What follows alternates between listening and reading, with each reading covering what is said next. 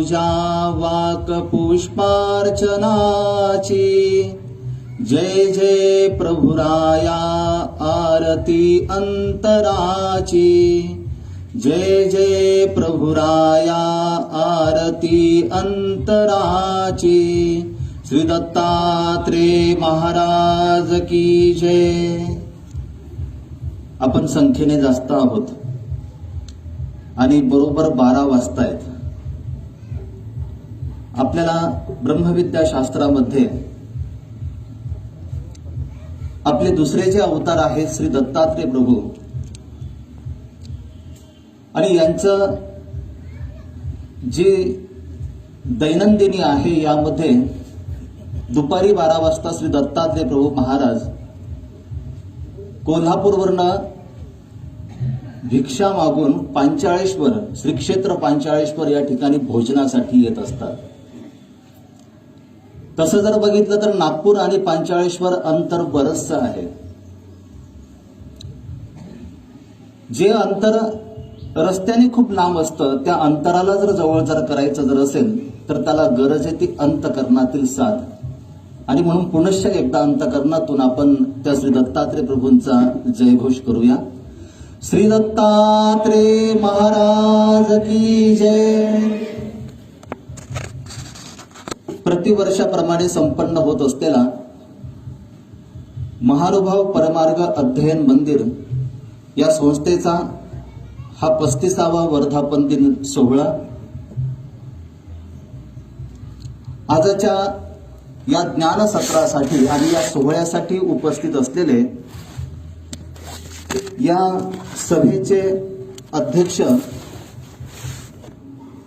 आदरणीय श्रद्धेय परमपूजनीय ज्ञानभक्ती वैराग्याने निपुण असलेले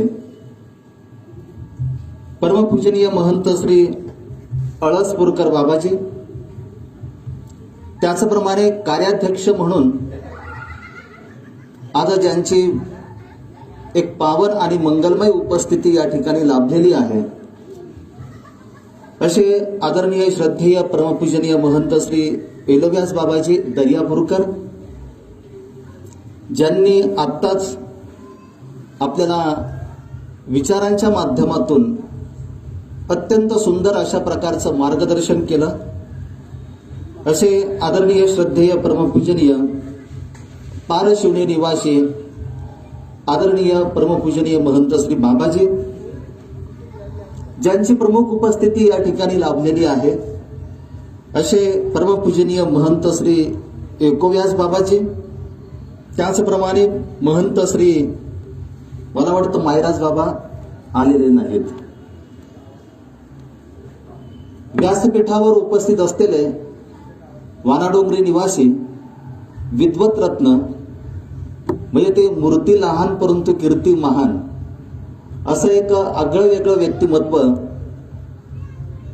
आदरणीय श्रद्धेय परमपूजनीय श्री ऋषिराज दादाजी, या कार्यक्रमासाठी उपस्थित असलेले सर्वच वंदनीय श्रद्धेय आचार्यगण संत महंत तपस्विनी माता, महानुभाव परमार्ग अध्ययन मंदिराच्या या संस्थेचे सर्व आदरणीय पदाधिकारी आणि या कार्यक्रमासाठी उपस्थित असलेले सर्व अच्युत गोत्रीय हो। खरं तर सर्वप्रथम मी आपली सर्वांची क्षमा मागतो, कारण की 7 ते 8 वर्षापासून मी नागपूरमध्ये वारंवार येत असताना मला इथला अनुभव थोडासा वेगळा आहे। म्हणजे एखादा कार्यक्रम जर म्हटला तर पंचावतार उपहार तो 11 साडे11ला सुरू होतो, 12 साडे12 पर्यंत आरती चालते आणि त्यानंतर सभेला सुरुवात होते। आणि मग अनेक वेळेला जर विचारलं की किती वाजता पोहोचायचं तर ते सांगतात तुम्ही घाई करू नका, तुम्ही 11:30 वाजेपर्यंत जरी पोहोचलात तरी चालेल।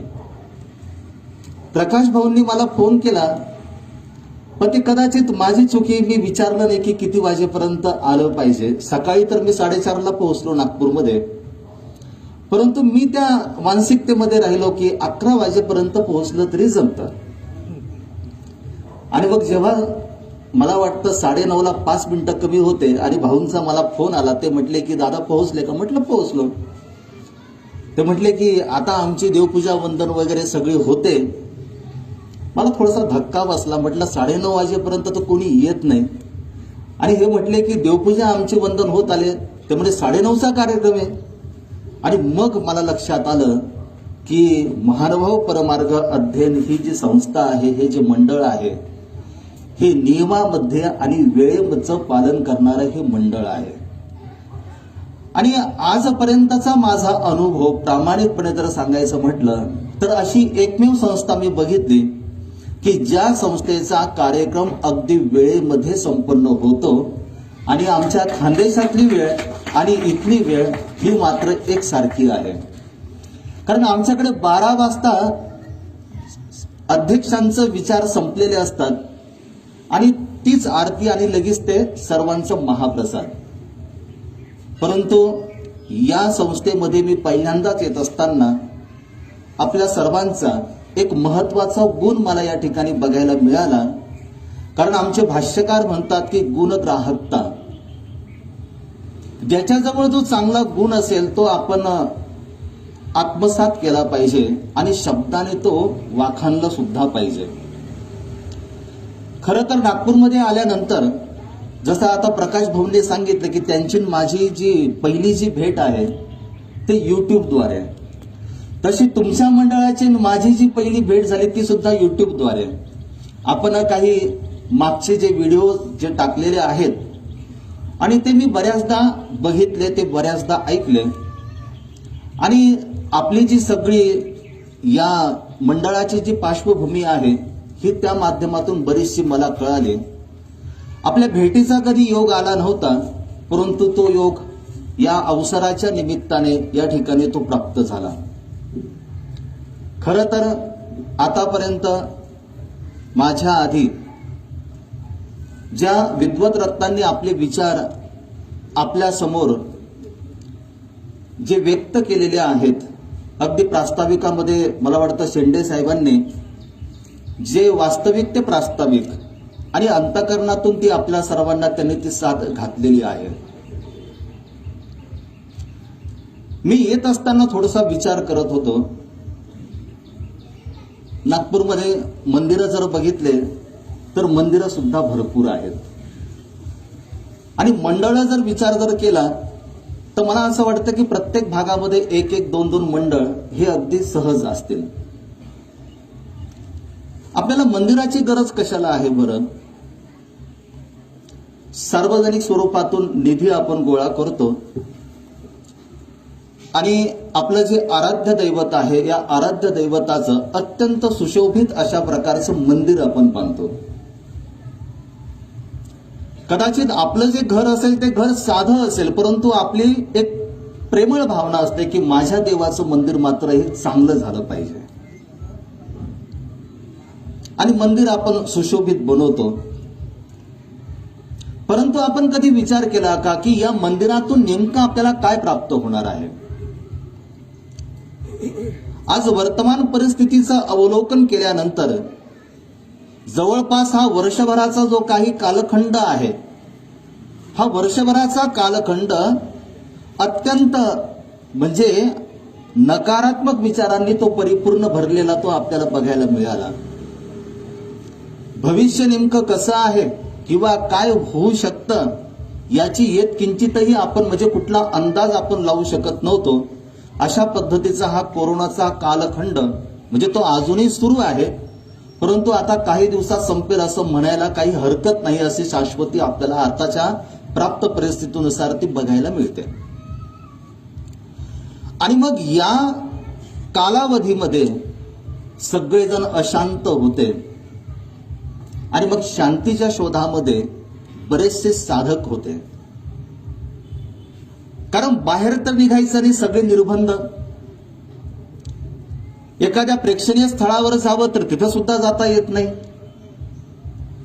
घरामध्ये थांबणार तरी किती थांबणार हा सगळ्यात महत्वाचा प्रश्न. आणि मग कुठेतरी तो बेचैन झाला होता, तो अस्वस्थ झालेला होता. आणि त्यावेळेला सगळ्यात पहिल्यांदा जो एखादा नास्तिक जरी असेल तरी सुद्धा त्या वृत्तीला सगळ्यात पहिल्यांदा गरज पडली की कुठेतरी आता आत्मशांतीची आपल्याला नितांत गरज आहे. आणि मग तो शोधू लागला की आत्मशांती कुठे मिळेल कुठे मिळेल. आणि मग एकाने मला त्या कालखंडामध्ये फोन केला. तो म्हटला की बाबा मी एक अनुकूळ आहे, प्रतिकूळ नाही परंतु अनुकूळ आहे. नेहमी मंदिराच्या समोरनं जातो परंतु मंदिराची पायरी मात्र कधी चढलेलो नाही. अनेक कार्यक्रम होतात परंतु त्या कार्यक्रमाचा लाभ मात्र मी कधी घेतला नाही. पण या कोरोनाच्या काळामध्ये असं ठरवलं. तसे तर मंदिरं सुद्धा बंद आहेत परंतु आपल्या शेजारी आहे म्हणून जायला काही हरकत नाही. आणि म्हणून त्या मंदिरामध्ये मी गेलो. आणि पहिल्यांदा मला ती अनुभूती झाली की मंदिरामध्ये पाय ठेवल्यानंतर नेमकी जी एक सात्विक अशा प्रकारची आपल्याला ऊर्जा मिळायला पाहिजे ती ऊर्जा इतरत्र मात्र कुठेही मिळत नाही. ती ऊर्जा फक्त मंदिरामध्ये मिळते. आणि म्हणून आम्ही महानुभाव संप्रदायाचे जे साधक मंडळी आहोत, मंदिरं हे आमचं ऊर्जा स्त्रोत आहे. मगाशी बाबांनी सांगितलं की संस्थेची उभारणी करत असताना डॉक्टर साहेबांचा एक मूळ उद्देश होता की जैसे ऐसे तैसे जाणीजे.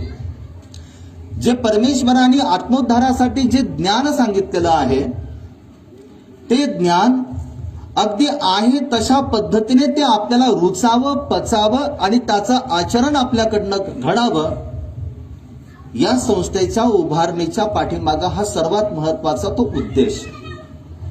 आणि आजही तो उद्देश आपण सर्वजण सफल करत आहात हे बघून एक मनापासून अंतकरणापासून एक आनंद वाटतो. कारण की खरं आहे की कार्यक्रम म्हटल्यानंतर आपल्या कार्यक्रमाला जास्त जी संख्या असते वयाची 50 ओलांडलेले जे साधक असतात त्यांची. आणि तरुण जी मंडळी आहे ही तरुण मंडळी 1 ते 2 असतात. आणि मग ते कुठे पाणी वाटप असतं त्यांच्याकडे, आलेल्यांचं स्वागत करण्याची सेवा त्यांच्याकडे असते. पण जे निरूपण सुरू आहे ते निरूपण ऐकण्यामध्ये मात्र त्यांचं लक्ष नसतं. पण या मंडळाने घडवलेला जो काही तरुण वर्ग आहे आणि या तरुण वर्गाकडे बघत असताना इथंच मंडळाच्या कार्याची पावती ही प्रत्यक्ष डोळ्यांनी अनुभवायला मिळाली, ती बघायला मिळाली की जिथे नंतर सांगण्याची किंचितही आवश्यकता वाटत नाही. कारण आज प्राप्त परिस्थितीमध्ये आम्ही संख्येने किती आहोत हे महत्वाचं नाही. आम्हाला संख्या गरजेची नाही, आम्हाला क्वालिटी गरजेची आहे. आम्ही संख्येने कमी जरी असलो तरी चालेल. आम्ही एक काळ बघितला की आमचा एक साधक खांद्यामध्ये फक्त गोरख झोळणं आहे, त्याच्यामध्ये एक विशेष आहे, हातामध्ये मनगाठी आहे, कुठली गाडी नाही, कुठला माईक नाही, कुठला मंडप नाही. पण धर्माचा प्रचार करत असताना, या विचारांचा शाश्वत नीतिमूल्यांचा प्रचार करत असताना तो काबूल कंदाहार पर्यंत जाऊन पोहोचला. आज आपण फक्त उपदेशांमध्ये प्रचाराचं स्वप्न बघतो, पण ज्यांना या महानुभाव धर्माचा किंचितही लवलेश नाही त्यांच्या जवळ जाऊन त्यांना सर्वज्ञ श्री चक्रधर स्वामींनी निरूपित केलेले जे शाश्वत नीतिमूल्य आहेत त्या शाश्वत नीतिमूल्यांचं मूल्य त्यांना समजावून सांगून त्यांना परमेश्वराचं करणं हे एवढं सोपं काम नाही. आम्ही एखाद्या नामधारकाला निरूपण सहज पद्धतीने करू हो, परंतु एखादा अन्य साधक जर असेल आणि त्या अन्य साधकाला जर निरूपण जर करायचं, जर त्याला या देवता भक्तीतून त्याला परमेश्वर भक्तीमध्ये जर आणायचं, हे काय एवढं सोपं काम नाही. त्या मानाने आपण खूप भाग्यवान आहात की गेल्या 35 वर्षापासून किंवा त्यापेक्षा अधिक काळापासून आपण या संघटनेच्या माध्यमातून, या अच्युत गोत्रियांच्या मांदियाळीच्या माध्यमातून आपण फार मोठं आणि महत्वाचं हे धर्म कार्य या ठिकाणी करत आहात. आणि म्हणून आम्हाला गरज आहे ती क्वालिटीची.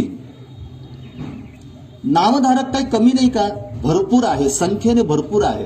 आमच्या पंथामध्ये, या धर्मामध्ये भरपूर आहे.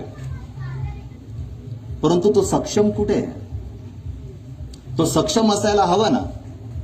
एखादा तरुण वर्ग म्हणेल की आम्ही 15 वर्षापासून उपदेश घेतला, पण त्याला जर विचारले की तुझ्या धर्माचे शाश्वत मूल्य काय आहे, आणि ते जर मूल्य जर त्याला जर सांगता जर येत जर नसतील तर त्याचा काय उपयोग. एखादा नामधारक म्हणेल की मी गेल्या 40 वर्षापासून उपदेशी आहे, परंतु त्याला जर विचारलं तुझ्या धर्माचं नेमकं वेगळेपण काय आहे हे सांगता येईल का, आणि तो जो उत्तर देईल मला नाही माहिती, माझ्या गुरूंना माहिती, जर तो असं जर उत्तर जर देत असेल तर मला तरी असं वाटतं की त्यांनी ते 35-40 वर्ष अशीच वाया तिथं घालवलेले आहेत. आणि आम्ही बाहेर फिरत असताना याचा प्रत्यय, याचा अनुभव वारंवार तो आम्हाला बघायला मिळतो. वास्तविक नागपूरमधला जो नामधारक आहे तो सजग आहे. इथला जो तरुण वर्ग आहे तो सुद्धा थोडंफार का होईना परंतु अध्ययनाची त्याला चाड आहे, धर्म समजून घेण्याची त्याला चाड आहे. परंतु बऱ्याच वेळेला इतरत्र जेव्हा आम्ही फिरतो तेव्हा लक्षात येतं की आम्ही संख्येने वाढलो परंतु क्वालिटीने मात्र आम्ही कुठेतरी कमी पडलो. आणि आपला जो दर्जा आहे ना, हा दर्जा आम्हाला भक्कम करणं गरजेचं आहे, तो सक्षम करणं गरजेचं आहे. आणि या विचारांच्या माध्यमातूनच आताच आपलं प्राप्त परिस्थितीमधलं जे जीवन आहे, या जीवनाला एक नवीन अशा प्रकारची दिशा प्राप्त होऊ शकते. तरुण वर्ग आपल्या भविष्याचा विचार करतो. तरुण वर्गाला जर आपण जर विचारलं शिक्षण कुठपर्यंत आलं तर शिक्षण सांगतात. त्यांना जर विचारलं की तुमचं पुढचं स्वप्न काय आहे, तुम्हाला काय प्राप्त करायचं, ते लगेच सांगतात. पण या स्वप्नांमध्ये एक स्वप्न असंही आपलं असलं पाहिजे की माझ्या घरामध्ये देव्हाऱ्यामध्ये परमेश्वराच्या संबंधित जे काही विशेष आहेत त्यासोबत माझ्या देवाने सांगितलेले अमूल्य अशा प्रकारचे जे सूत्र आहेत, जी रत्नावली सांगितलेली आहे, या सूत्रांना समजून घेऊन मी ते जे मूल्य आहे ते मूल्य सुद्धा मी माझ्या प्रत्यक्ष जीवनामध्ये कृतीमध्ये ते रूपांतरित करेन. हे आपलं प्रत्येकाचं तरुण वर्गाचं स्वप्न असलं पाहिजे, ध्येय असलं पाहिजे. आणि ही जबाबदारी सगळ्यात महत्वाची ती म्हणजे नामधारकांची आहे. बऱ्याच वेळेला नामधारक हा उपदेशी असतो, परंतु तो उपदेशी असताना माझा घरातील जो मुलगा आहे या मुलाने सक्षम व्हावं, त्याचं शिक्षण खूप चांगल्या पद्धतीने व्हावं, उत्तम दर्जाची त्यांनी नोकरी करावी, प्रचंड पैसा त्यांनी कमवावा, हे त्याचे स्वप्न असतात. परंतु असं स्वप्न त्याचं कधी नसतं की माझं जे आराध्य दैवत आहे ते आराध्य दैवत सुद्धा मी आमच्या मुलांना समजावून सांगेन. मी माझ्या घरामध्ये नियमावली बनवेन की माझ्या घरातल्या मुलांनी बाहेर जाण्याच्या आधी देवपूजा वंदन करावी, एखाद्या लीळेचं त्यांनी पठण करावं आणि मगच त्यांनी घरातून बाहेर निघावं. हे आम्ही पाळतो, परंतु आमच्या मुलांवर आम्ही ते संस्कार तिथं देत नाही किंवा तशा पद्धतीचा आग्रह सुद्धा धरत नाही. तुमच्या मुलांनी जर एखाद्या दिवशी जर एखादा क्लास जर बुडवला तर तुम्ही ओरडतात त्याच्यावर. कळत नाही का किती पैसा भरलाय आणि तू क्लास बुडवतो, घरी झोपून राहतो. परंतु एखाद्या वेळेला जर त्यांनी देवपूजा जर केली जर नसेल ना, एखाद्या वेळेला जर त्यांनी जर पारायण जर केले जर नसेल ना, तर असाच संताप इथं सुद्धा आपला असणं गरजेचं आहे. त्याशिवाय त्याला त्याच्या या साधनेचं मूल्य त्याला कळू शकत नाही. आणि आम्ही 700-800 वर्षापूर्वीची आमची परंपरा बघत असताना हे संस्कार, हे मूल्य आमच्या पूर्वजांच्या अंगी तिथं होते. स्मृतीस्थळामध्ये एक सुंदर अशा प्रकारची एक घटना बघायला मिळते. मगाशी मला वाटतं ते गीत गात असताना त्याच्यामध्ये कडवं होतं की सर्वज्ञ श्री चक्रधर स्वामींच्या आवडते शिष्य ते म्हणजे आचार्य श्री नागदेवाचार्य. खरं सांगू का, आचार्य श्री नागदेवाचार्य सर्वज्ञ श्री चक्रधर स्वामींच्या आवडते का होते? सर्वज्ञ श्री चक्रधर स्वामींचा मनोधर्म त्यांनी राखलेला होता. अगदी सर्वज्ञ श्री चक्रधर स्वामींनी सांगितलेलं जेही कोणतं मूल्य असेल त्यांच्या जीवनामध्ये ते तंतोतंत त्यांनी त्याचं पालन केलं होतं. आणि देवाला असाच साधक आवडतो. कधी आपण प्रश्न विचारतो का मी जर इथं जर विचारलं की देव कोणाला आवडतो, सगळे म्हणतील असं कसं काय विचारता, आम्ही इथं बसलो याच्यामध्येच सगळं लपले की देव आम्हाला आवडतो. पण असा जर प्रश्न जर विचारला की देवाला कोण आवडतो, तर त्यावेळेला आपणच आपल्या मनाने माघार घेतलेली असणार की नाही, आपलं कार्यच तसं नाही, आपली विधीच तशी नाही. आपण तर फक्त सांगतो मी नामधारक आहे, परंतु आपण दैनंदिनीमध्ये कुठे आपण त्याचं पालन करतो. आणि त्यावेळेला आपलं मनच आपल्याला म्हणेल की नको, काय नाही, ते परमेश्वराला मी आवडतो का नाही आवडत, आणि आपण तिथं माघार घेणार. आचार्य श्री नागदेवाचार्यांच्या जीवनात हे सगळ्यात महत्वाचं मूल्य आहे. आणि आचार्य श्री नागदेवाचार्यांना समजून घेत असताना आम्हाला आचार्य श्री नागदेवाचार्यांकडून ही एक महत्वाची गोष्ट घेणं गरजेचं आहे. लीळा तुम्हाला मी पूर्ण सांगत नाही, अगदी थोडक्यात सांगतो म्हणजे लक्षात येईल. स्वामींची प्रवृत्ती सांडोवा बांधण्याची, आणि स्वामी म्हणतात की जोपर्यंत भक्तजनांना की जोपर्यंत सांडोवा बांधत नाही तोपर्यंत मी पलीकडे जात नाही. भक्तजन बघतात पाण्याचा प्रवाह प्रचंड असतो आणि ते म्हणतात देवाला की देवा हे आमच्याकडनं शक्य नाही, पाणी प्रचंड वाहत आहे आणि ते किती खोल आहे याचा अंदाज आम्हाला नाही, त्याच्यामुळे ते आम्ही काही करू शकत नाही. त्यावेळेला सर्वज्ञ श्री चक्रधर स्वामी म्हणतात जर तुम्ही सांडोवा जर बांधत नाही मग राहता कशाला, जा संविधानातून बाहेर. ते देवाला म्हटले की हे होईल, परंतु सांडोवा मात्र आमच्याकडनं काही बांधल्या जाणार नाही. ते तर निघून जातात. थोड्या वेळाने आचार्य श्री नागदेवाचार्य येतात. आल्यानंतर वातावरण बघतात की स्वामी एकटे, बाकीचे भक्तजन कुठे गेले. आणि मग नंतर त्यांना कळालं की स्वामींची प्रवृत्ती सांडोवा बांधण्याची, परंतु भक्तजन म्हटले की आमच्याकडनं शक्य नाही. क्षणाचाही विचार न करता आचार्य श्री नागदेवाचार्य सर्वज्ञ श्री चक्रधर स्वामींना म्हणतात की जी मी सांडोवा बांधू. स्वामी अगदी प्रसन्न झाले. काय म्हणतात सर्वज्ञ श्री चक्रधर स्वामी, येथीच्या प्रीती विखो होशील. जर सांडोवा जर तू जर बांधला ना तर आमच्या प्रवृत्तीला तू पात्र होशील, या भावनेला तू पात्र होशील, या मनोधर्माला तू पात्र होशील. आणि ती लीळा आपल्याला सर्वांना माहिती आहे. अक्षरशः आचार्य श्री नागदेवाचार्यांनी या सगळ्या बाकीच्या भक्तजनांवर जे स्वामी उदास झालेले होते त्यांना सुद्धा मदतीला घेतलं आणि तो सांडोवा त्यांनी बांधला. हा जो प्रयत्नवाद आहे आणि आज्ञेचं जे पालन आहे हे जर आमच्या अंगी जर असेल ना, तर जसे सर्वज्ञ श्री चक्रधर स्वामी या आचार्य श्री नागदेवाचार्यांवर प्रसन्न होते, त्यातील थोडेफार का होईना ते आमच्यावर सुद्धा म्हणजे आम्हाला सुद्धा तो देव प्रसन्न करता येईल. आणि तो प्रसन्न करणं तितकंच गरजेचं आहे. स्मृतीस्थळामध्ये एक सुंदर अशा पद्धतीचा संदर्भ म्हणजे स्मृती बघायला मिळते. सर्वज्ञ आचार्य श्री नागदेवाचार्यांची एक विशेषता प्रामुख्याने बघायला मिळते. आचार्य श्री नागदेवाचार्यांचा जोही परिवार असेल म्हणजे जो नामधारक असेल, जो त्यांचा शिष्य असेल, त्या शिष्याची विशेष दखल आचार्य श्री नागदेवाचार्य घेत असायचे. आणि माझा शिष्य धर्माचं आचरण कशा पद्धतीने करतो हे प्रामुख्याने आचार्य श्री नागदेवाचार्य बघत असायचे. तो जर एखाद्या गावामध्ये जर असेल तर आचार्य श्री नागदेवाचार्य त्या एकट्यासाठी त्या गावामध्ये जायचे.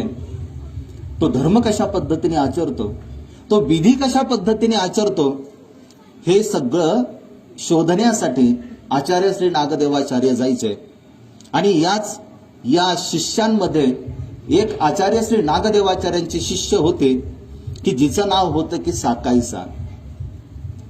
वयोवृद्ध होते, नातू होते, तिला नात होती. आणि आचार्य श्री नागदेवाचार्य अचानकपणे तिच्या घरी गेले. तिला खूप आनंद वाटला की आज माझे गुरु माझ्या भेटीसाठी आलेले आहेत, आज मला माझ्या गुरूंची भेट झालेली आहे. आणि मग नंतर तिने आचार्य श्री नागदेवाचार्यांना भोजनाचा दंडवत घातला. गुरु आल्यानंतर आपल्याला सुद्धा आनंद होतो. तिने काही स्वयंपाक वगैरे तयार केला. आचार्य श्री नागदेवाचार्यांचं भोजनही झालं. आचार्य श्री नागदेवाचार्य समोर बसले, त्यांच्यासमोर ही बसले. गोलो नावाचा नातू होता, तो मांडीवर होता. आणि दुसऱ्या बाजूला सीती नावाची नात होती, ती सुद्धा मांडीवर होती. दोघांना हाताने ती कुरवाळते, त्यांच्या डोक्यावरनं पाठीवरनं हात फिरवते. आणि आता आचार्य श्री नागदेवाचार्य मला काहीतरी निरूपण करतील या आशेने ती आचार्य श्री नागदेवाचार्यांकडे पाहते. आचार्य श्री नागदेवाचार्य तिच्याकडे पाहतात. बराच वेळ शांतता असते आणि अचानकपणे आचार्य श्री नागदेवाचार्य तिला म्हणतात की साकाई तू विजना का न जासे. अगं साकाई, आता तू वयोवृद्धत्वाकडे तू झुकलेली आहे. आता तुझं नेमकं कर्तव्य कोणतं आहे हे तुला समजणं गरजेचं आहे. आणि मग तू एकांकामध्ये बसून तू देवाचं नामस्मरण का बरं करत नाही. आतापर्यंत संसाराचं सगळं ओझं तुझ्यावर होतं, आता मात्र ते हलकं झालेलं आहे, पण मग आता हलकं झालं तर मग आता इकडं का सरकत नाही. हा प्रश्न आचार्य श्री नागदेवाचार्यांच्या सर्वांसाठी आहे. जे संसारामध्ये जे नामधारक आहे ना, त्यांनी आपल्या वयाचा विचार करावा आणि वयाचा विचार करून त्यांनी आता मला नेमकं काय केलं पाहिजे याबद्दल त्यांनी ती पूर्वतयारी करायला काही हरकत नाही. म्हणजे ज्या वयात जे आपल्याला शोभेल ते आपण करणं गरजेचं आहे. वयाची 90 ओलांडल्यानंतर जर एखादे बाबा जर म्हणतील मी कधी बॅटच हातामध्ये पकडले नाही, जरा जातो बरं क्रिकेटच्या मैदानामध्ये, जरा काढतो बरं 1, 2, 3 रन, तर ते शोभेल का. ते शोभणार नाही त्या वयामध्ये. आणि मग सांसारिक जीवनामध्ये वयाच्या 50 म्हणजे 40-45 नंतर आपला जो कल आहे तो थोडासा आता इकडं असला पाहिजे, हे आचार्यांच्या या वाक्यातून तिथं नमूद होतं. ती साधी भोळी होती. आचार्यांनी तिला अचानकपणे म्हटलं की साकाई तू विजना का न जासे, का बरं जात नाही तू विजनाला. ती म्हणते हे काहीजी काय करते म्हटली. आता जवळ जवळ गोलोते खेळवी तव तव देवा ते आठवतो का. जेव्हा जेव्हा मी माझ्या नातवंडांना माझ्या मांडीवर बसून जेव्हा मी त्यांना खेळवते तेव्हा मात्र मुखाने तर देवाचंच नाव घेते. कदाचित ती साकाईसा खूप भाग्यवान होती, कारण तिच्या त्या कालखंडामध्ये टीव्ही वगैरे हा काही प्रकार नव्हता. तिच्या जागी जर आजची जर साकाईसा जर असते आणि आजच्या साकाईसाला जर त्यांच्या गुरुने जर विचारलं असतं की साकाई तो विजना का न जाशी, तिने उत्तर दिलं असतं आजच्या साकाईने, जेव्हा जेव्हा रात्री 8 वाजता माझ्या आवडती सिरियल जेव्हा मी टीव्हीवर पाहते तेव्हा मात्र मुखाने मी देवाला आठवतेच. तिने अशा पद्धतीने उत्तर दिलं असतं. पण त्या काळामध्ये ते नव्हतं, म्हणून तिने प्रामाणिकपणे सांगितलं की नातवंडांना खेळवते तेव्हा मी देवाला आठवते. त्यावेळेला आचार्य श्री नागदेवाचार्य तिला म्हणतात कवनाचा गोलो कवनाची सिद्धी तू आपले चिंती ओ साकूबाई. अगं कोण तुझे नातवंडन, कोण तुझे नात, कोणी कोणाचं नाही इथं. हे सगळं मानलेपणाचे नाते आहेत. या संसारामध्ये असणारे जे काही नाते आहेत ना, हे सगळे मानलेपणाचे नाते आहेत. आणि याचा प्रत्यय येतो, प्रत्येकाला याचा प्रत्यय येतो, परंतु तेव्हा मात्र वेळ खूप पुढे सरकलेली असते. ज्यांना तुम्ही माझं माझं म्हटलं ना, ते मोठे होतात, तुमच्या बरोबरीचे होतात. आणि मग तुमच्या बरोबरीची झाल्यानंतर त्यांना एक वेगळी बुद्धी आलेली असते. आणि मग त्या वेळेला आधी तुमचं ऐकणारे आता मात्र तुमचं ऐकत नाही. आधी तुमचा सल्ला घेणारे आता मात्र लग्नही करून टाकतात, तरी सुद्धा तुमचा सल्ला मात्र ते घेत नाही. आणि कधी तुम्हाला वृद्धाश्रमाकडे पोहोचवतील याचा मात्र तिथं भरोसा राहत नाही. मग तुम्हाला कळतं सांगितलं होतं शास्त्रामध्ये की कोणी कोणाचं नाही, पण आता लक्षात येऊन काय फायदा. आचार्य म्हणतात की कवनाचा गोलो कवनाची स्थिती तू आपुले चिंती हो साकूबाई, तू स्वतःचं चिंतन कर. आणि मग आचार्य तिला तिचं मूल्य समजावून सांगतात की गृहस्मरणापसे झाडातळी मनोरथ की जे ते नेके. आता यामध्ये आपण सगळेजण इथं बसतो, आपल्याला जर स्मरण जर करायला जर सांगितलं तर आपण काय म्हणतो, आम्ही जातो ना, म्हणजे घरामध्ये करतो, आम्ही स्मरण करतो. आचार्य तसं नाही म्हणत. आचार्य म्हणतात की गृहस्मरणापाशी झाडातळी मनोरथ की जे त्यांनी की घरी बसून नामस्मरण शक्य नाही, एवढं सहजासहजी ते शक्य नाही. कारण घरामध्ये तर सगळा प्रपंच आठवतो. प्रपंचाची आठवण आणि परमेश्वराचं विस्मरण, याच्यासाठी मंदिर महत्वाचं आहे. आपल्याला मंदिराची गरज का बरं पडली, यासाठी पडली की निदान त्या मंदिरामध्ये गेल्यानंतर आपली जी साधना आहे ती साधना आपल्याला आचरता आली पाहिजे, त्याचं पालन आपल्याला करता आलं पाहिजे, यासाठी मंदिराची गरज आहे. आणि म्हणून जर प्रत्येकाला जर हे ध्येय जर कळालं की मंदिरामध्ये आल्यानंतर ज्या क्षणी मी मंदिराची पायरी चढणार त्या क्षणी मी कोणाशीही बोलणार नाही, मौन धारण करणार. एकदा मध्ये शिरलो, मंदिराच्या पायरीवर मध्ये शिरलो, तिथून मी मौन धारण करणार, कोणाशी बोलणार नाही. कुठपर्यंत?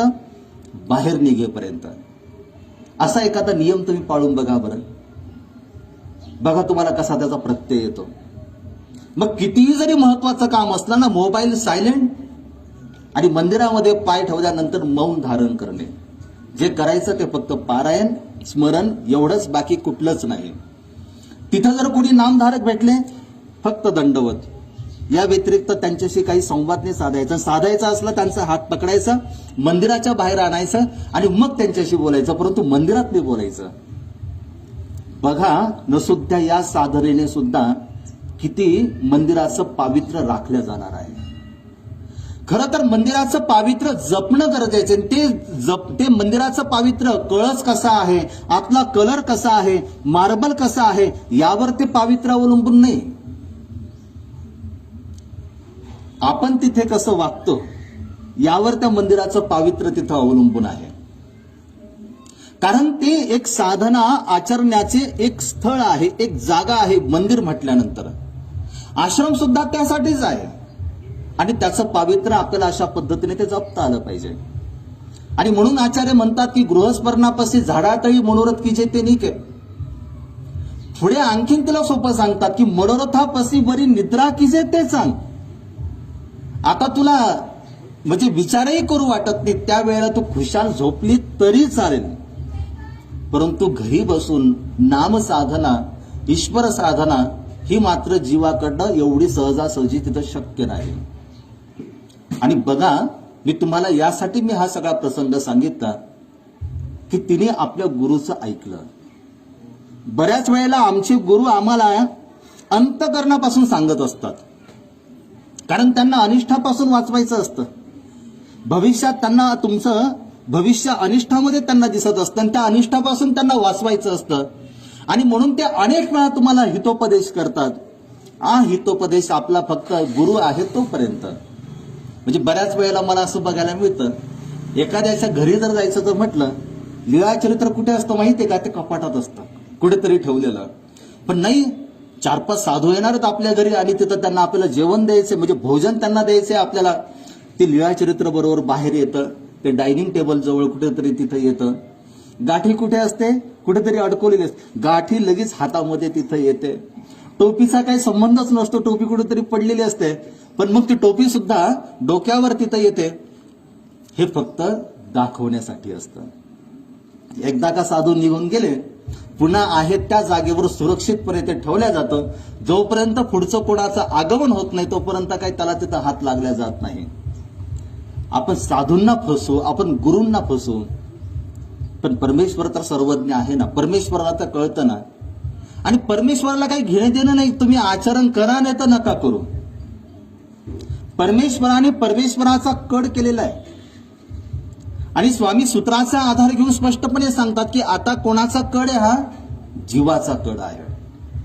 त्याला जर परमेश्वर जर प्राप्त जर करायचा जर असेल, त्याला जर त्याच्या जीवनामध्ये जर आत्मशांतीचा लाभ जर त्याला जर घ्यायचा जर असेल, तर आता मात्र कड हा जीवाचा आहे. कारण मूळ सृष्टीमध्ये परमेश्वराने किती वेळा? 3 वेळा आपल्याला त्यांनी ज्ञान दिलं, परंतु आपण ते दौडून टाकलं, लक्ष सुद्धा दिलं नाही. आणि मग या सृष्टीची निर्मिती, नंतर हा प्रपंच, हा सगळा पसारा, तुम्हाला तत्वज्ञानामधला हा भाग माहिती आहे. परमेश्वराने परमेश्वराचा कड केला, आता तो कड आपल्याला करणं गरजेचं आहे. त्या साकायसामध्ये एवढं परिवर्तन झालं. 2 ते 3 वर्षांनी ते आचार्य श्री नागदेवाचार्यांच्या भेटीसाठी परमार्गामध्ये आले. अगदी प्रसन्न होते, टवटवीत दिसत होते, कारण तिच्या साधनेचं ते तेज होतं. आचार्यांना भेटले आणि आचार्यांना ती म्हणते, मला 2 ओळी सुचलेल्या आहेत. आचार्य अगदी प्रसन्न झाले. निरक्षर असलेली साकाईसा, तिच्याकडे कुठल्याही संस्थेचं, कुठल्या शिक्षणाचं तिच्याकडे कुठलं सर्टिफिकेट नाही, निरक्षर असलेली साकाईसा, पण तिने 2 ओव्या तयार केल्या आणि इतक्या महत्वाच्या त्या ओव्या की आजही तुम्हा लोकांनी तुमच्या घराच्या भिंतीवर ते लिहून ठेवणं गरजेचं आहे. काय म्हणते ती? गोविंदो नाही जयाचे वंशी, ते पाथर कुशी निफन्नले, वियोनिया वांज झाली ओ माय, पुत्र न धरी पाय गोविंदाचे. आजची प्राप्त परिस्थिती या ओवीमध्ये पूर्णपणे ती दडलेली आहे. मी तुम्हाला म्हटलं की तुमचे घर समृद्ध झाले, तुमचा परिवारही समृद्ध झाला, पण तुमच्या घरामध्ये या 4 भिंतीच्या आतमध्ये जर अध्यात्म जर नसेल आणि अध्यात्मासारखं जर वर्तन जर नसेल ना, तर मग मात्र तुम्ही धर्माचे असून सुद्धा त्याचा यत्किंचितही फायदा नाही. खरं तर गरजेचं ते आहे, ते महत्वाचं आहे. विदुराच्या घरी काय होतं बरं? विदुराच्या घरी तर असे कुठल्या भिंती नव्हत्या मजबूत, कुठला स्लॅब नव्हता, खाली कुठला मार्बल नव्हता, परंतु विदुराकडे काय होता की धर्म होता. आणि म्हणून दुर्योधनाने दिलेलं निमंत्रण, घातलेल्या गुलाब पुष्पांच्या पायघड्या, पाठवलेला सुवर्णाने पूर्णपणे तो लखलखणारा तो काही तो रथ, त्या रथावरनं श्रीकृष्ण महाराज खाली उतरले आणि निघाले कुठे? त्या विदुराच्या घरी जायला निघाले. आमंत्रण दिले कोणी? निमंत्रण दिले कोणी? दुर्योधनाने. जातायत न बोलवता. विदुराने काही निमंत्रण दिलं नव्हतं, परंतु न बोलवता भगवंत मात्र तिथं जातात. कशाचं हे लक्षण आहे? त्यांच्या अंगी असलेली समर्पितपणाचा जो भाव आहे, जी साधना आहे, त्या साधनेचं खरं हे गमक आहे, हे रहस्य आहे की परमेश्वराला सुद्धा मोह होतो त्या साधकाकडे, त्या भक्तापर्यंत तिथं जाण्याचा. ओवी इतकी सुंदर आहे. ती म्हणते तुमचं घर तर खूप समृद्ध झालं, सिमेंट कॉन्क्रीटचं तुमचं घर झालं, तुमच्या घरामध्ये अनेक साधनं, नानाविध साधनं तुमच्या घरामध्ये आले, सगळं काही, सगळ्या गोष्टींची सुबत्ता तुमच्या घरामध्ये आहे. पण एवढंच नव्हे तर संसारामध्ये वंशाचा दिवा महत्वाचा असतो असं म्हणतात. तो वंशाचा दिवा सुद्धा तुम्हाला तुमच्या भाग्याने मिळालेला आहे. मुलगा रांगतोय, वाढतोय, तो त्याला तुम्ही उच्च शिक्षित बनवण्यासाठी त्याला वेगवेगळ्या प्रकारचे क्लास तुम्ही लावले, पण साकाईसा म्हणते की एक गोष्ट जर नसेल तर सारं काही व्यर्थ आहे. काय म्हणते ती? गोविंद नाही जयाची वंशी. घरामध्ये सर्व काही, मुलाला सर्व काही तुम्ही दिलं, पण गोविंदाचं म्हणजे परमेश्वराचं जर नाम जर त्याच्या मुखामध्ये जर दिलं जर नसेल तर ते पाथर कुशी निफन्नले.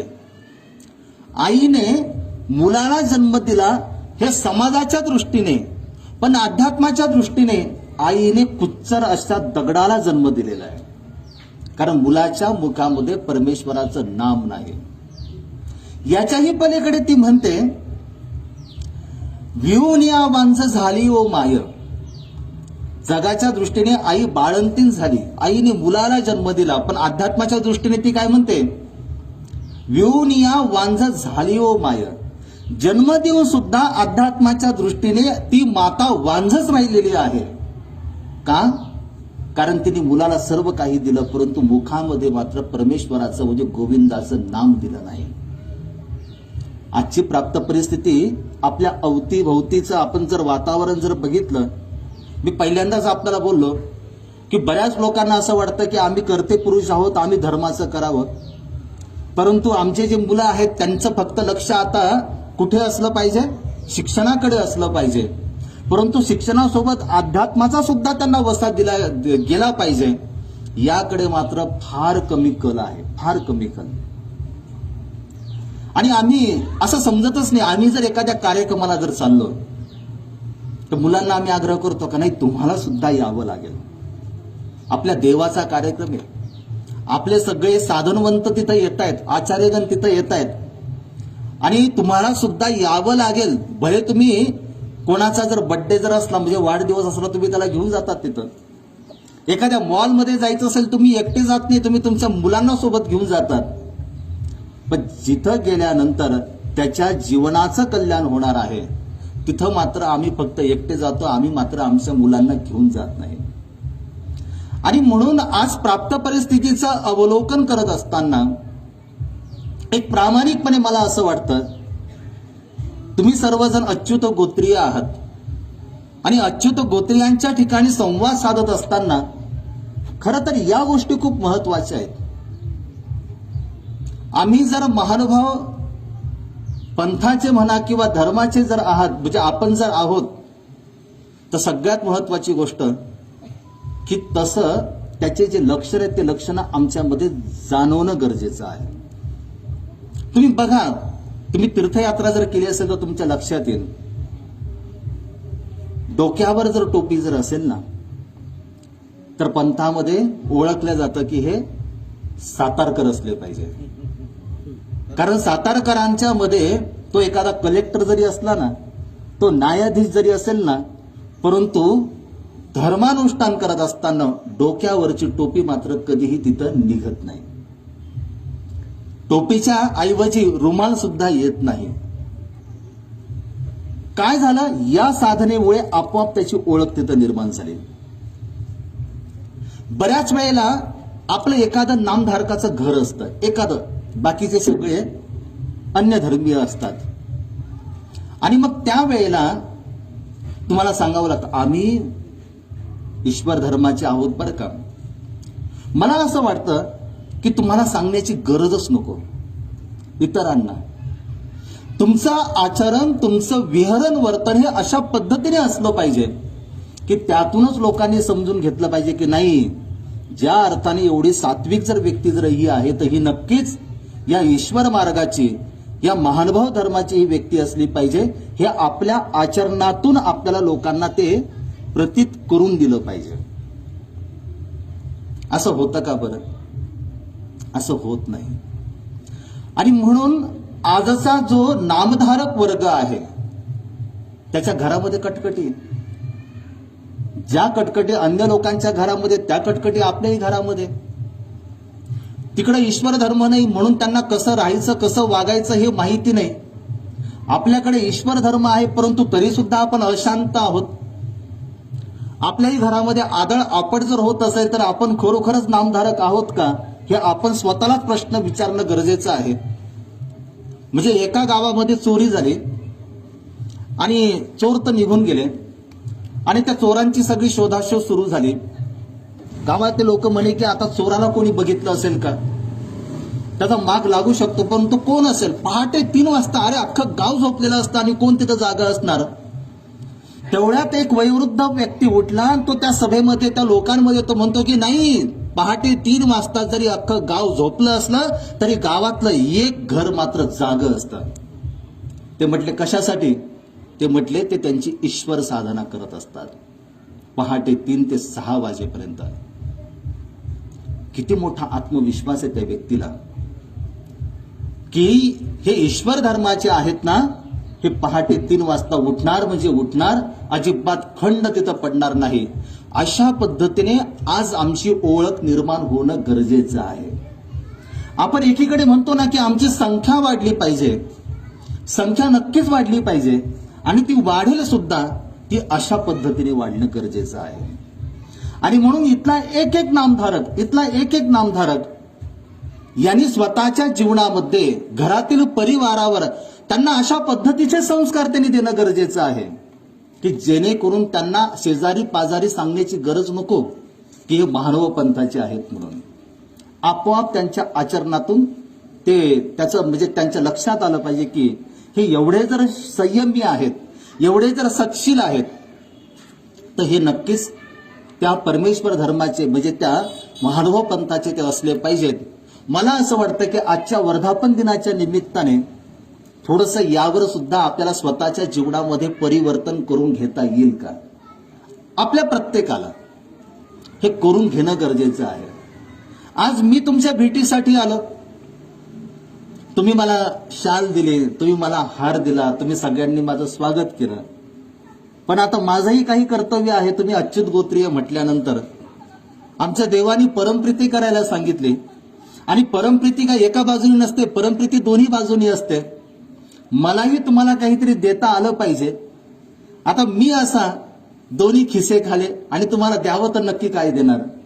पण एक गोष्ट मात्र मी तुम्हाला नक्की देऊ शकतो. हा जो विचार आज या सभेच्या माध्यमातून ज्याच्यावर आपण चिंतन करीत आहोत, आपल्या स्वतःच्या जीवनामध्ये हे परिवर्तन आपल्याला करून जर घेता जर आलं तर हेच खऱ्या अर्थाने एक आदर्श नामधारक बनण्याचं हे सर्वात महत्वाचं लक्षण आहे. आणि म्हणून प्रत्येक उपदेशी व्यक्तीने घरामध्ये दखल घेणं गरजेचं आहे. इतर लोकांच्या घरी भांडणं होतात, आपल्या घरी भांडणं कधी नाही झाली पाहिजे. इतर लोकांच्या घरी आदळ आपट होते तर आपल्या घरी मात्र कुठली आदळ आपट होता कामा नये. इतर लोक काही जरी झालं तरी पटकन काय करतात की चिडतात. तसं आपल्या घरामध्ये मुलांनी सुद्धा एकमेकावर तिथं चिडू नये. एवढं जरी पाळता आलं ना तर आजच्या वर्तमान परिस्थितीमध्ये जो धर्म तुम्ही स्वीकार केला आहे ना त्या धर्माचं बेनिफिट जे आहे आता प्राप्त परिस्थितीमध्ये अदृष्टपर जे मिळणार ते तर मिळणारच आहे. पण दृष्टपर आता या चार भिंतीच्या आतमध्ये जो आजचा व्यक्ती आत्मशांतीसाठी जो तळमळ करतोय ती आत्मशांती इथं सुद्धा तुम्हाला ती मिळू शकते. इथं सुद्धा मिळू शकते. आणि सर्वात महत्वाची गोष्ट आपण फक्त लादतो समोरच्यावर, लादणं महत्वाचं नाही, त्यासोबत आपणही तिथं सिद्ध होणं गरजेचं आहे. मुलांना आपण म्हणतो अरे देवपूजा केली का, त्याच्या आधी आपण केली का ते बघणं गरजेचं आहे ना. जर आपणच केली नसेल ना आपण जर म्हटलो की देवपूजा केली का, मुलं कसं काय ऐकणार आहे त्या गोष्टी, मुलं ऐकणार नाही. आणि प्रामाणिकपणे मी सांगतो की तुम्हाला सुद्धा थोडं कुठेतरी बदलणं गरजेचं आहे. कारण तुमच्या घरातील जी तरुण पिढी आहे ही तरुण पिढी तुमच्यासारखी नाही, तुमच्यापेक्षा ती वरचढ आहे, तुमच्यापेक्षा ती सुशिक्षित आहे. त्यांना विज्ञान कळतंय, चांगल्या पद्धतीने कळतं. जे विज्ञान तुम्हाला आम्हाला कळत नाही ना ते विज्ञान त्यांना चांगल्या पद्धतीने कळतंय. आणि तिथं जर त्यांना जर अध्यात्माचा जर वसा जर तुम्हाला जर सांगायचा जर असेल तर परंपरा जशी आली तशाच पद्धतीने सांगूनही जमणार नाही. ते सांगितलंच पाहिजे परंतु प्रथम दर्शनी ते सांगण्याची गरज नाही. तुम्हाला प्रश्न जर विचारला हातामध्ये गाठी घेऊन नामस्मरण का बरं करायचं, आपलं उत्तर ठरलेलं असतं. गुरुनी सांगितलंय आणि आपली ती परंपरा आहे. देवाजवळ बसायचं, हातामध्ये गाठी घ्यायची आणि 5 गाठ्या तरी नामस्मरण झालंच पाहिजे ही अगदी आम्ही धमकी देऊन टाकतो. मला असं वाटतं की मुलांना सांगत असताना आपण तसं न सांगता की बाळा मेडिटेशन माहिती तुला, तो म्हणेल हो मेडिटेशन मला माहिती. मेडिटेशन मध्ये काय असते, ध्यान साधना असते. मेडिटेशन मध्ये अगदी शांततेने बसायचं आणि कुठला तरी एक जप करायचा, हेच तर मेडिटेशन मध्ये असतं. डोळे बंद करून ताट बसून. तसं आपल्या या महानुभाव संप्रदायाचं हे मेडिटेशन आहे. ही नामसाधना म्हणजे काय, हे एक मेडिटेशन आहे. शिक्षकांनी जे काही शिकवलं सगळ्यांचाच काही एकसारखं लक्षात राहत नाही.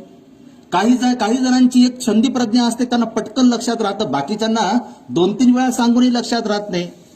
तो म्हणेल हो खरंय. मग कशामुळे असं झालं, आपली जी बुद्धिमत्ता आहे ना या बुद्धिमत्तेमध्ये फरक पडला. शिकवताना तर सगळ्यांना सारखं शिकवलं, ऐकताना सुद्धा सगळ्यांनी सारखंच ऐकलं, पण आपली बुद्धिमत्ता जर कमी जर असेल तर आपल्या लक्षात राहत नाही. आणि जर तुझी बुद्धिमत्ता जर वाढवायची जर असेल, एकाग्रता जर तुला जर वाढवायची जर असेल तर आपल्याला देवाने नामसाधना सांगितलेली आहे. आता मला असं वाटतं हे एवढं सांगितल्यानंतर तुमचा मुलगा 50% अनुकूल झाला असेल तो नामस्मरण करण्यासाठी. कारण त्याला आता तो ज्या क्षेत्रामध्ये त्याला इथं ते गरजेचं वाटतंय, त्याला ते कामाचं वाटतंय आणि तो बरोबर ती गोष्ट तिथं स्वीकारणार. एक मूल्य असेल अशा पद्धतीने, ते मूल्य तुम्हाला अशा पद्धतीने तेच सांगायचं, परंतु सांगत असताना ते एक अशा पद्धतीने जर त्याच्यापर्यंत ही गोष्ट जर पोहोचवली तर त्याला ते पटेल. कारण आजच्या विज्ञानामध्ये आपण उपहार दाखवतो आणि तरुण वर्ग आता तो बऱ्याच वेळेला तो मला प्रश्न विचारतो. कारण तत्साधत्य म्हटल्यानंतर मग त्यांना असं वाटतं की वयोवृद्धांना विचारण्यापेक्षा यांना विचारलं म्हणजे हे रागवणार नाहीत. आणि मग ते म्हणतात की देव जेवतो का बाबा. मी म्हणतो जेवतो देव. ते म्हणतात दिसत तर नाही काही. आणि तुम्ही एवढे 5 आरत्या म्हणता, तुम्ही उपहार दाखवता, देव जेवतो का? विज्ञानामध्ये तर अशी जड वस्तू कधीच भोजन करताना आढळली नाही आणि तुम्ही म्हणता की देव जेवतो. हे त्यांचे प्रश्न आहेत आणि हे प्रश्न पडले सुद्धा पाहिजेत त्यांना. आपल्याला जर असा जर प्रश्न जर विचारला तर आपण हे कार्ट्या शांत बस, नको जास्तीचं डोकं चालू, आपण डायरेक्ट त्याला एका क्षणात त्याला शांत करतो.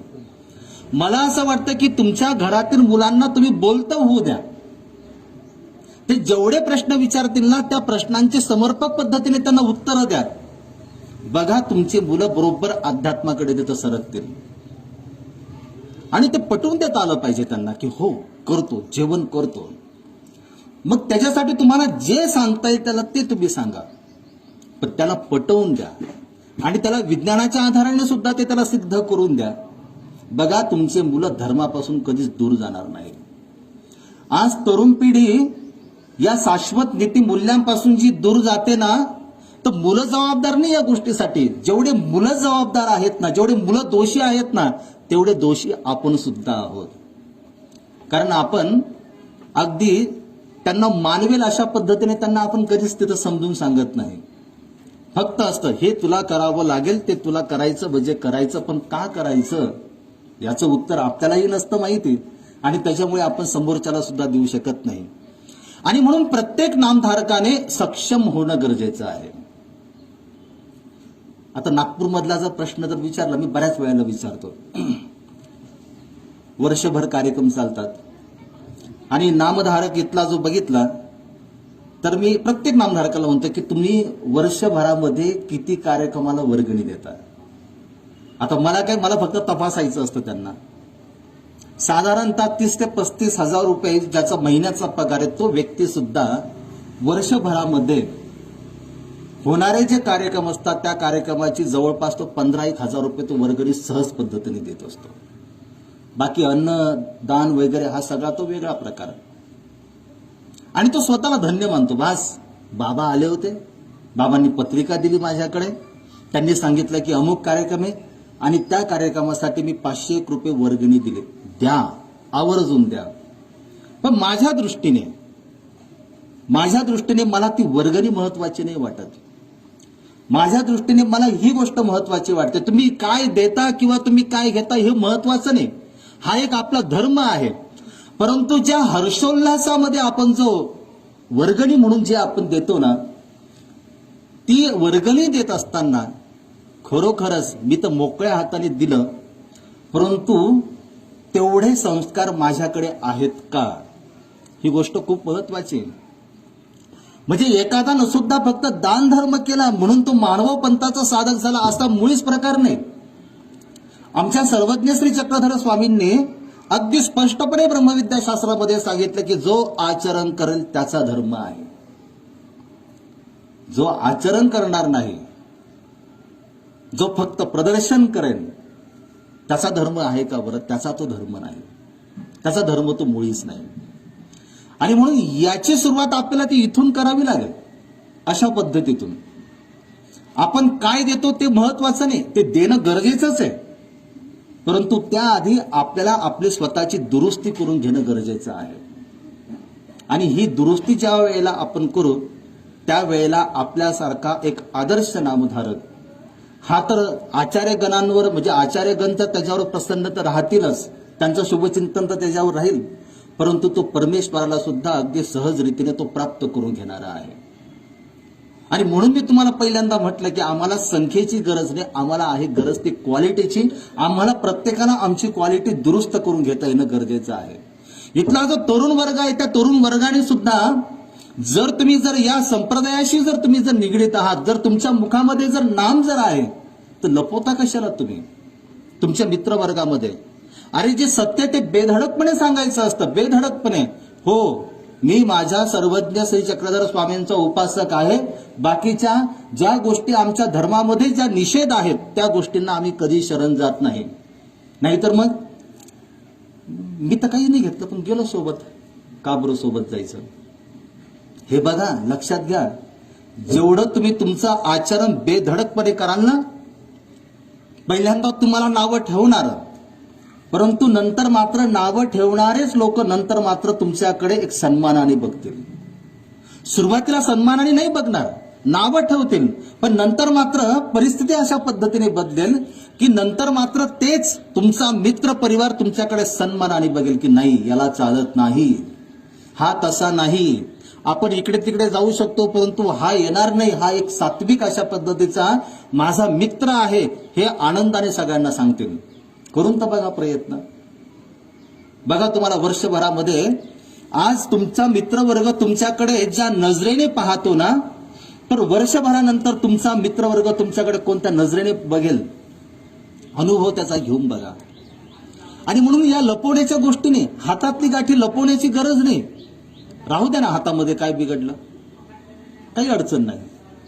डोक्यातली टोपी काढून ठेवण्याची गरज नाही. एखाद्या मंदिरामध्ये, म्हणजे मी असं नाही म्हणत की 24 तास ठेवा म्हणून, पण मंदिरामध्ये जात असताना, आश्रमामध्ये जात असताना, तीर्थस्थान करत असताना काही गरज नाही काढायची. हसू द्या ना. आता आमच्या टोपीकडे बघून बरेच जण हसतात. मुंबईमध्ये गेल्यानंतर म्हणतात ते तुम्ही काय आचारी का कुठल्या हॉटेलचे, राग नाही येत अजिबात. ठीक आहे ना, त्यांना तशा पद्धतीने वाटत असेल तर वाटू द्या. मग याचा अर्थ असा का मग आपणही काढून ठेवायचे? काय काय काढणार तुम्ही? समाज तुम्हाला नावं ठेवेल, कारण समाज हा असा आहे, तो घोड्यावरही चालू देत नाही, पायी चालू देत नाही. म्हणजे एक शेतकरी आपल्या मुलाला घेऊन बाजारात गेला, त्यांनी घोडा विकत घेतला. आता घोडा चांगला धुष्टपुष्ट होता, चांगला. तो म्हटला मुलाला, तू पण बस, मी पण बसतो घोड्यावर, लगाम माझ्या हातामध्ये. निघाले घराकडे येण्यासाठी. रस्त्यामध्ये एक गाव लागलं. गावातल्या लोकांनी बघितलं, अरे बरे एवढा घोडा चांगला, मग यांना काही कळतं का? दोघं घोड्यावर बसले म्हणे, काय कळतं का यांना? ते म्हटले कुठेतरी आपण चुकलो बरं का. उतरले. बाप म्हटला मुलाला की तू बस घोड्यावर, मी पायी चालतो, मी लगाम धरतो. पुन्हा पुढचं गाव लागलं. गावातल्या लोकांनी बघितलं. ते लोक काय म्हणे त्या मुलाला काही कळतं का म्हणे, थोडीफार अक्कल आहे का त्याला? बाप घोड्याचा लगाम धरतो ना हा खुशाल त्या घोड्यावर बसतो, याला काही कळतं का? पोरगा म्हटला माझं काहीतरी चुकलं. तो उतरला, त्यांनी बापाला बसवलं घोड्यावर. पुन्हा पुढचं गाव लागलं. गाव लागल्यानंतर पुन्हा लोकांनी बघितलं.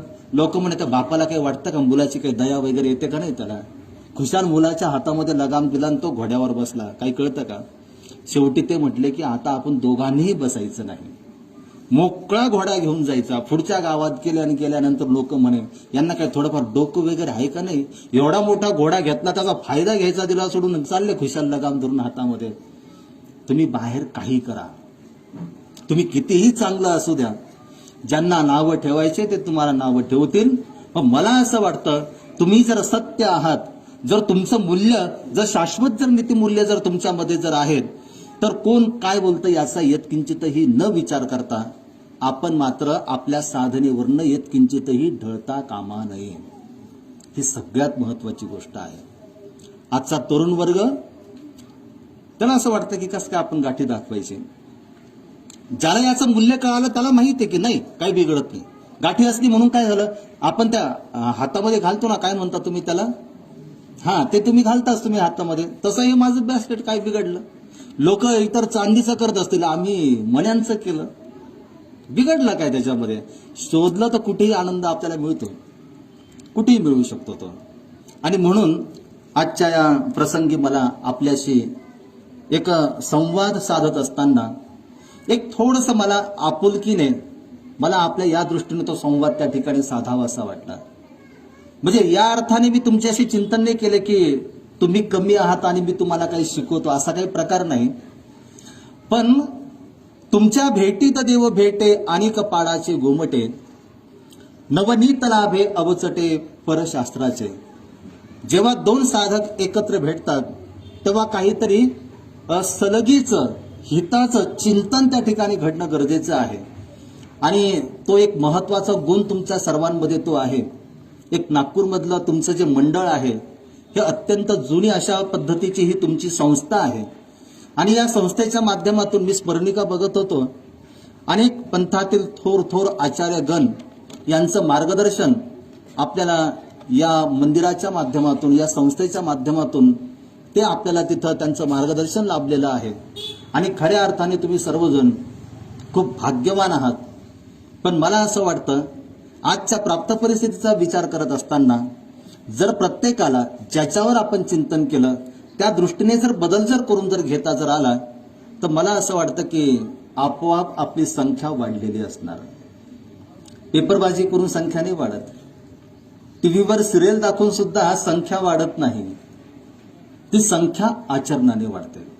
आमच्या पूर्वजांकडे काय होतं? आमच्या पूर्वजांकडे आचरण होतं, आचरण. आणि त्या आचरणाच्या बळावर त्यांनी एवढा मोठा आपला हा संप्रदाय त्यांनी वाढवला, एवढा मोठा त्यांनी तो केला. त्या तुलनेत जर आपण विचार केला तर आज प्राप्त परिस्थितीमध्ये संख्या कमी आपली. त्यांचा भर होता अन्य लोकांना धर्मामध्ये आणण्याचा. आमचा भर आहे की जे उपदेशी आहेत त्यांना मजबूत करण्यामध्ये. हा बदल आहे सगळ्यात महत्वाचा. आम्हाला सुद्धा तशा पद्धतीने बदल जर करून घेता जर आला तर आजच्या प्राप्त परिस्थितीमध्ये तुम्ही जे सांसारिक जीवनामध्ये जे व्यस्त आहात त्या सांसारिक जीवनामध्ये सुद्धा तुम्हाला एक सात्विक ऊर्जा त्या ठिकाणी प्राप्त होऊ शकते. आणि त्यासोबतच जे आपलं सर्वांचं ध्येय आहे की तोची व्हावा, तोची भेटावा, त्या परमेश्वराला सुद्धा आपण अगदी सहज रीतीने ते प्राप्त करून घेऊ शकतो. आणि हे करणं अत्यंत गरजेचं आहे. कुठपर्यंत तुम्ही संसारामध्ये अडकून राहणार? म्हणजे मी असं नाही म्हणत बरं का की तुम्ही लगेच दीक्षा घ्या, पण कुठपर्यंत राहणार?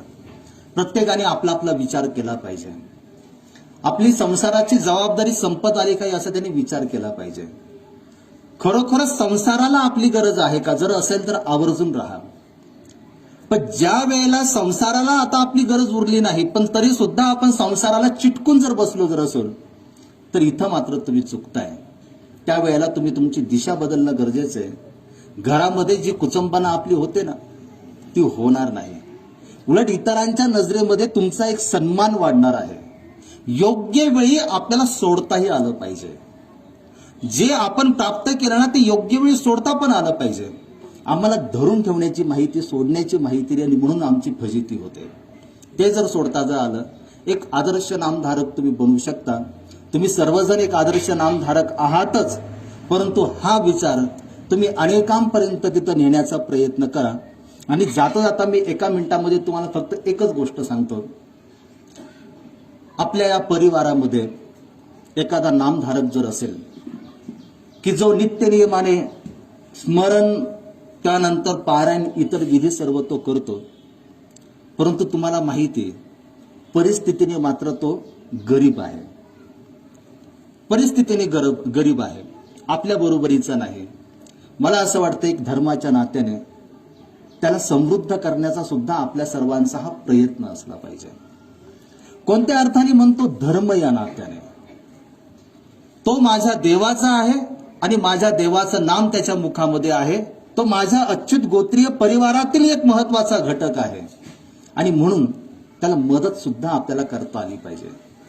विनायक बासांची स्मृती बघत असताना त्या विनायक बासांनी जेव्हा ते एका नामधारकाच्या घरी जेव्हा जातात आणि ते मुलगा रडत असतं, ते जे नामधारक असतात अत्यंत गरीब असतात, त्यांची जी पत्नी असते त्या पत्नीच्या अंगावर घालण्यासाठी चांगलं म्हणजे वस्त्र सुद्धा नसतं, फाटलेलं पूर्णपणे ते वस्त्र. विनायक बासांनी विचारलं की यजमान कुठे गेले? त्यांनी सांगितलं की बाहेर गेले.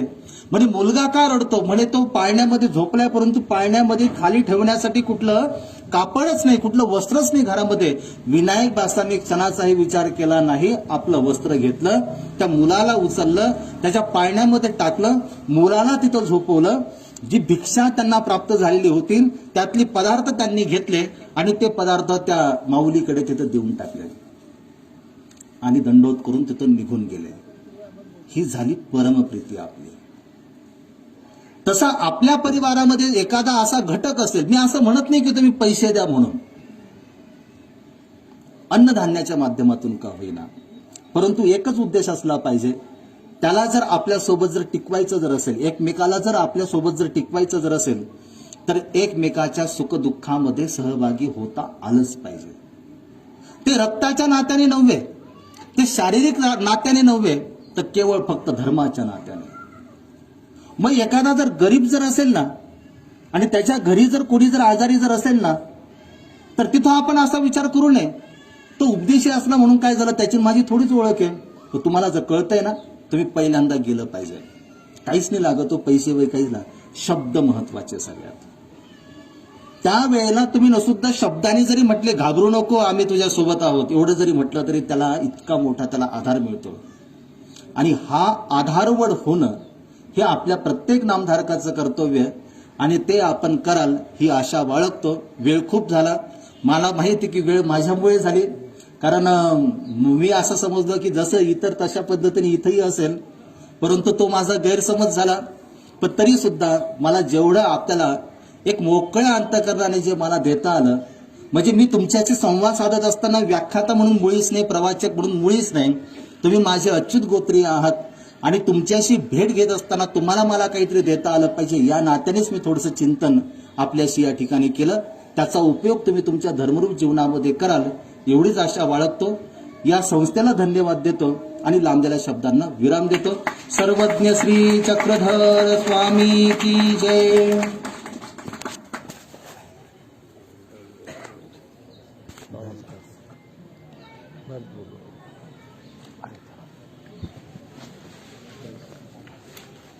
अतिशय सुंदर असं मार्गदर्शन बाबांच्या माध्यमातून आपल्याला प्राप्त झालेलं आहे.